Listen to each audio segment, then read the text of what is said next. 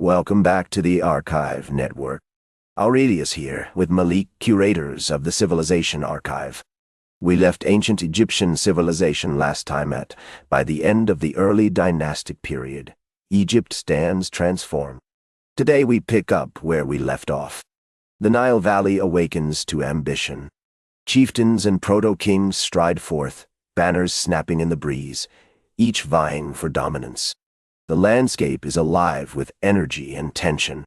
You can hear the lowing of cattle grazing in the fields, the splash of oars as boats glide across the water, and the calls of fishermen casting their nets. This is a world where survival meets rivalry, and every leader knows that strength lies in both their might and their cunning. But that ambition comes at a cost, Aurelius. These chieftains are not just vying for power. They are caught in a cycle of violence and competition that shapes their very existence. Each rivalry, each battle, carries the weight of lives lost. These are not mere leaders. They are men living in constant fear and uncertainty. True, but let's think about how this ambition shapes the core of society. Each settlement evolves into more than just a home. It becomes a fortress, a stronghold of power. Those painted palettes and ceremonial mashaheds, they're not mere decoration. They're bold statements of authority. We're witnessing a society in transformation, where every sunrise brings the potential for new alliances or fresh conflicts. It's a constant dance of power dynamics, and we're all part of it. Aurelius, you make it sound almost romantic. But these artifacts tell a deeper story. They reflect ambition, sure, but they also carry the heavy weight of oppression. For every chieftain flaunting their power, countless villagers are caught in the crossfire of their struggles. Sure, the rulers might be forming alliances, but what about those who pay the price? The villagers, the laborers, their stories matter just as much. We can't forget their voices amid all this grandeur. You're correct that there are human costs. But when we look at history, we often see the broad strokes of power. Into this charged atmosphere steps Narmer, or Menes. His reign marks a significant shift in how we view leadership. The Narmer palette becomes a powerful symbol of unity. This isn't just a record of victory. It's a bold declaration of a new era, a time when Egypt begins to consolidate its strength and identity under one ruler. But what about the lives altered by Narmer's ambitions? Unification sounds grand, but it's built on layers of conflict. The two lands may have become one, but the people still carried their histories, grudges, and cultures. It wasn't just a battle.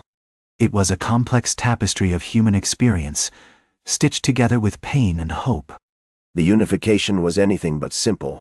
It didn't happen in a flash. We had generations caught in conflict, endless negotiations, and intermarriage that laid the groundwork. When Narmer finally rose to power, he sparked the idea of Egypt as one nation. The pharaoh evolved, no longer just a ruler but a living god, a bridge between the divine and the mortal realms. This shift was crucial, as it shaped the identity of an entire civilization. Aurelius, you make it sound like the pharaoh was universally embraced. But let's not forget that many people were still skeptical. The memory of division lingered long after Narmer's victories. Those folks weren't just subjects to be ruled. They had their own dreams, fears, and hopes. They watched their new ruler with cautious optimism, wondering what changes lay ahead, and if they would truly have a place in this new vision for their land. Fair point. The challenges of unification can't be understated.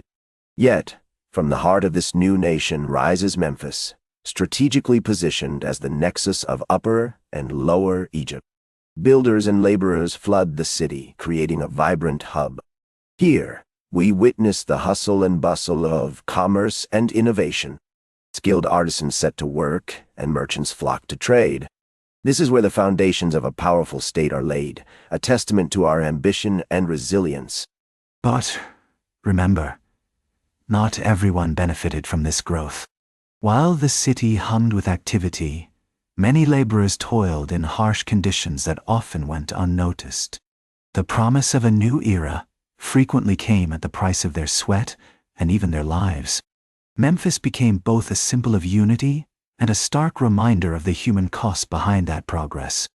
We can't forget the stories of those who worked tirelessly, often sacrificing their own well-being for the sake of a city that thrived around them.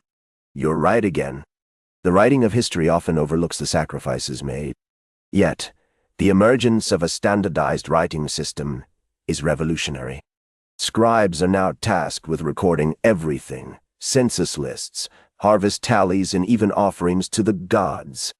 This shift in how we document life doesn't just keep track of what we have. It enables the state to function in ways we couldn't have imagined before.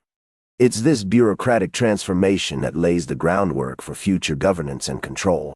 But that bureaucracy isn't just about efficiency. It can also become a tool of oppression. The state collects taxes and mobilizes labor, often disregarding the needs of the very people it governs. Those innovations you celebrate? They can lead to greater control and surveillance over our daily lives. We have to remember that while we embrace progress, it can come at a significant human cost. We should always ask ourselves who really benefits from these systems. You're not wrong about the duality of power. By the end of the early dynastic period, Egypt stands transformed. Institutions are set, and rulers are ambitious, eager to carve their names into history. The Nile continues to flow, carrying both promise and uncertainty. As we look ahead, we must ask ourselves, what challenges will arise? What wonders will this new nation achieve? The story of Egypt is just beginning, and the pages are waiting to be filled. That's where we leave it this time. Ancient Egyptian civilization continues. The story isn't finished yet. Find the full series on the Civilization Archive, part of the Archive Network. We'll be back with the next chapter.